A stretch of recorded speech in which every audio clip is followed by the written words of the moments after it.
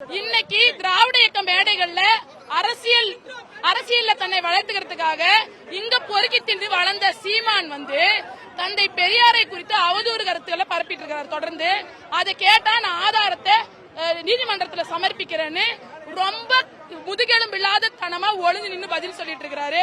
இன்னைக்கு இத்தனை பேர் இங்க கூடி இருக்கிறோம், எல்லாருமே கருஞ்சட்டை படைதான், வாங்க நேர்ல விவாதிப்போம். அதுக்கும் உங்களுக்கு வக்கில்ல. அவ்வளோ வீரமா நான் ஆம்பளடா அப்படின்னு மைக்ல பிசியை முறுக்கிட்டு பேசுற சீமான் இன்னைக்கு போய் வீட்டுக்குள்ள ஒளிஞ்சுக்கிட்டாரு. ஒளிஞ்சு நின்று வர்ற பத்திரிகையாளர்களுக்கு வெளி மாவட்டங்கள்ல இருந்து பேட்டி கொடுத்து ஒளிஞ்சு தன்னை வீட்டுக்குள்ளே வச்சு அடக்கிட்டு இருக்காரு.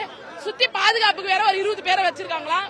அவங்க எல்லாரும் இங்க வந்தாங்கன்னா தெளிவா உங்களுக்கு புரியுற வகையில நாங்க பெரியார பத்தி அவருக்கு தெளிவா புரியுற வகையில பாடம் எடுத்து அனுப்புவோம் அப்படின்ற சொல்லிக்கிறோம். இதே போல தந்தை பெரியாரை குறித்த அவதூறு கருத்துக்களை தொடர்ந்து சீமான் அவர்கள் பரப்பினால் அவர் நாக்க அடக்காவிட்டா அவர் நாக்க எப்படி அடக்கணுமோ அந்த வழியில கருஞ்சட்டை படை அவருக்கு அதை காட்டும் அப்படிங்கறத அவருக்கு ஒரு எச்சரிக்கையா திராவிட விடுதலை கழகம் சார்பா தெரிவிச்சுக்கிறோம். சீமான் வெளியே நான் பேசுவேன், என்னால யார் அடைக்கிற முடியும் வீரமா சொன்னாரு. ஆனா இன்னைக்கு செத்து போன போன மாதிரி போய் வீட்டுக்குள்ள முடங்கிட்டாரு.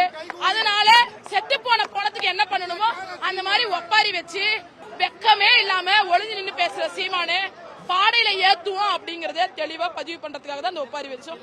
இதெல்லாம் எரிக்கிறது மூலமா உனக்கு தக்க பதிலடி கொடுக்க நாங்க தயாரா இருக்கோம் அப்படிங்கிற எதிர்ப்பு அவருக்கு பதிவு பண்ணணும்னு நினைக்கிறோம்.